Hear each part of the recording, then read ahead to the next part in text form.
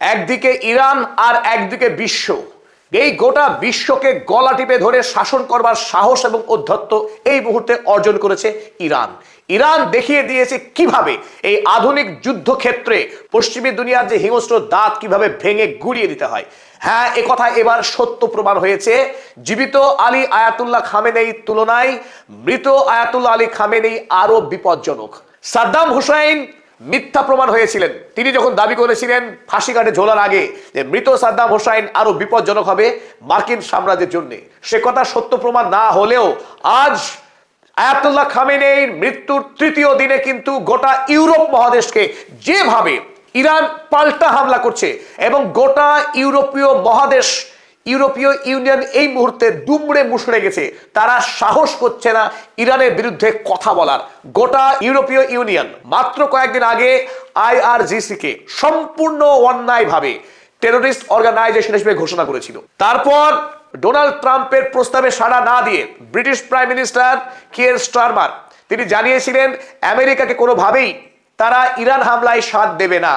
কিন্তু দেখলাম যে গিরগিটির চরিত্র কখনো বদল হতে পারে না, রং বদলানোই গিরগিটির ধর্ম। এই মূল্যবোধ শূন্য British prime minister Keir Starmer, তিনি নাকি হিউম্যান রাইটস মানবাধিকার আইন কর্মী, যিনি এপস্টিন ফাইলে অভিযুক্ত। সেই চরিত্রহীন British prime minister Keir Starmer 180 degree পাল্টে পরে জানিয়ে দিলেন আমেরিকাকে তাদের যে সেনা ছাউনি, সেই সেনা ছাউনি ব্যবহার করতে দেওয়া হবে ইরান হামলার কাজে। আর তারপরেই ইরান বুঝিয়ে দিয়েছে যে ইরানের বিরুদ্ধে যাওয়াটা মৃত ব্রিটিশ সাম্রাজ্যের জন্য কত বিপজ্জনক হতে পারে। হাড়ে হাড়ে শিক্ষা দিচ্ছেন এই মুহূর্তে ইরান। গতকাল British prime minister Keir Starmer যখন জানালো যে তারা আমেরিকার সাথে ইরান হামলায় সরাসরি যোগদান না করলেও তারা আমেরিকাকে তাদের সেনা ছাউনিগুলো ব্যবহার করার অনুমতি দিচ্ছে, আর যেই না বলা তার কয়েক ঘন্টার মধ্যেই ইরান সরাসরি সাইপ্রাসে যে ব্রিটিশ সেনা ছাউনি ছিল সেখানে মারাত্মক ড্রোন এবং মিসাইল হামলা চালিয়ে ব্যাপক ধ্বংস চালিয়ে দেয় ইরান। আর সেই খবর চেপেছে দ্য টাইমস অফ ইসরায়েল এবং আজ আল জাজিরা আরো একটি খবর প্রকাশ করেছে।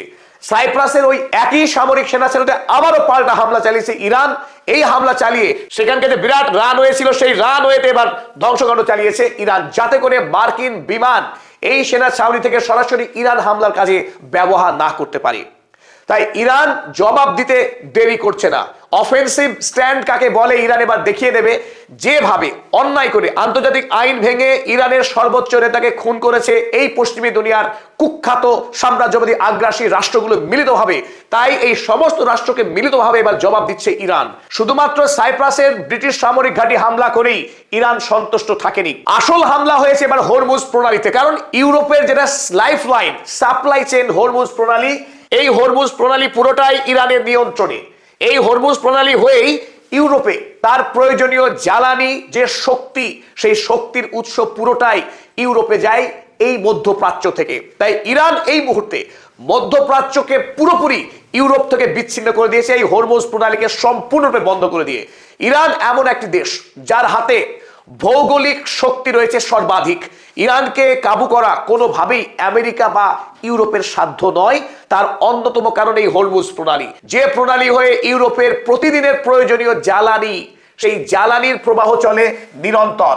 প্রতিদিন হাজারে হাজারে জাহাজ, ট্যাঙ্কার জ্বালানি ভর্তি হয়ে ইউরোপ মহাদেশ আমেরিকায় পাড়ি দেয়। ইরানের রেভলিউশনারি গার্ড কর্পস, ইরানের সৈন্যবাহিনী এই মুহূর্তে ইউরোপীয় ট্যাঙ্কারগুলোকে সম্পূর্ণরূপে যাতায়াত বন্ধ করে দিয়েছে। আর তাতেই ইউরোপ মহাদেশে এক বিপুল সংকট শুরু হয়েছে। একদিনের মধ্যেই ইউরোপের তীব্র জ্বালানি সংকট এবং জ্বালানির দাম যে হারে বেড়েছে তাতে নাভিশ্বাস হয়ে উঠছে ইউরোপ মহাদেশের। আর এই প্রেক্ষিতেই ইউরোপীয় ইউনিয়ন তাদের যে অবস্থান ছিল ইরানের রেজিম চেঞ্জ, সেই রেজিম চেঞ্জের স্বপ্ন থেকে সরে আসতে বাধ্য হয়েছে। চলুন দেখে নিই এই মুহূর্তে ইউরোপ কি ভয়ঙ্কর সংকটের মধ্যে পড়ে গেছে ইরানের এই আক্রমণের ফলে। 2 শতাধিক অয়েল ট্যাঙ্কার ইতিমধ্যে আটকে পড়ে রয়েছে হরমুজ প্রণালীতে, যে ট্যাঙ্কারগুলি যাওয়ার কথা ছিল ইউরোপে। ইউরোপ মহাদেশে যত পরিমাণ LNG ব্যবহার হয় দৈনিক, তার 15% আসে এই মধ্যপ্রাচ্য থেকে। বর্তমানে এই হরমুজ প্রণালী বন্ধ হওয়ার ফলে সেই 15% LNGর সাপ্লাই সম্পূর্ণরূপে বন্ধ হয়ে গেছে। এই লিকুইফাইড ন্যাচারাল গ্যাস ইউরোপ মহাদেশের সমস্ত কলকারখানা, এমনকি প্রতিটি বাড়িতে ডোমেস্টিক ইউজ হয় তাদের জ্বালানি এবং বাড়িকে গরম রাখার ক্ষেত্রে, বাড়িকে উষ্ণ রাখার ক্ষেত্রে। মধ্যপ্রাচ্যের কাতার এই এলএনজির অধিকাংশটাই সাপ্লাই করে ইউরোপীয় রাষ্ট্রগুলোকে। আর এই সাপ্লাই চেইন বন্ধ হয়ে যাওয়ার ফলে রুগ্ন ইউরোপীয় মহাদেশ নিশ্চিতভাবে মৃত্যুর দিকে এগিয়ে যাবে। 300% প্রাইস চার্জ রিস্ক, এলএনজির দাম 300% অব্দি বৃদ্ধি পাবার তীব্র আশঙ্কা। আজকের সকালে ইউরোপ মহাদেশে এই এলএনজির দাম বেড়েছে 22.6%। সিঙ্গেল ডেতে 22.6% দাম বৃদ্ধি পেয়েছে এলএনজির। অধিকাংশ অর্থনীতিবিদ তারা আশঙ্কা করেছেন যে ইউরোপ মহাদেশে অর্থনৈতিক মন্দা শুরু হবে। 2008 সালে ইউরোপ এবং আমেরিকা জুড়ে যে ব্যাপক অর্থনৈতিক মন্দা শুরু হয়েছিল, সেই অর্থনৈতিক মন্দা নতুন করে আবার এই 2026-এ আসতে চলেছে ইরানের সঙ্গে এই সংঘাতের কারণে। তাই ইরান কেবলমাত্র মিসাইল শক্তিতে শক্তিধর নয়, মিসাইল এবং ড্রোন ছাড়া ইরানের হাতে রয়েছে হরমুজ প্রণালী, যে প্রণালী অস্ত্রের থেকেও ধারালো, অস্ত্রের থেকেও শক্তিশালী। তাই বোম না ফেলেও ইউরোপ মহাদেশকে খুন করবার শক্তি রয়েছে ইরানের। স্ট্র্যাটেজিক্যালি ইরান এই কারণেই যুগে যুগে কালে কালে অপরাজেয়, তাকে পরাস্ত করা যায় না। আলী খামেনেইর মৃত্যু হলেও ইরানিয়ান ইসলামিক রেভলিউশনের যে আইডিওলজি, সেই আইডিওলজিকে খুন করা রক্তপিপাসু ইউরোপীয় মহাদেশের পক্ষে অসম্ভব। ফলে যা হবার তাই। ইউরোপীয় মহাদেশ দুমুখ সাপ, তার অবস্থান বদলাতে খুব একটা সময় লাগে না। ইউরোপীয় মহাদেশের পক্ষে এখন জানানো হয়েছে refuse to back regime change in Iran. আমেরিকার সাথে সঙ্গ দিয়ে ইরানের সরকার ফেলার যে খেলা, সেই খেলায় আর ইউরোপীয় ইউনিয়ন আমেরিকার সাথ দেবে না বলে জানিয়েছে ইউরোপীয় ইউনিয়নের বিদেশ মন্ত্রী কাজা কাল্লাস। একদিন এই খেলা শেষ। ইরানের সঙ্গে লড়তে এসে ধরি মাছ না ছুঁই পানি। প্রথম দিকে অনেক নাটক সাটক করার পর চরিত্র তো জানাই ছিল যে ইউরোপীয় ইউনিয়নে কোনো স্বাধীন অস্তিত্ব নেই।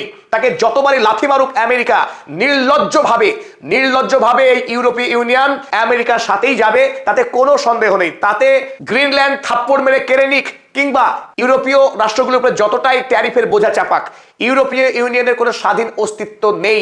আমেরিকার পথই ইউরোপীয় ইউনিয়নের পথ। সেই ইউরোপীয় ইউনিয়নকে ইরান না কোনোদিন ছেড়ে কথা বলেছে, না ছেড়ে কথা বলবে।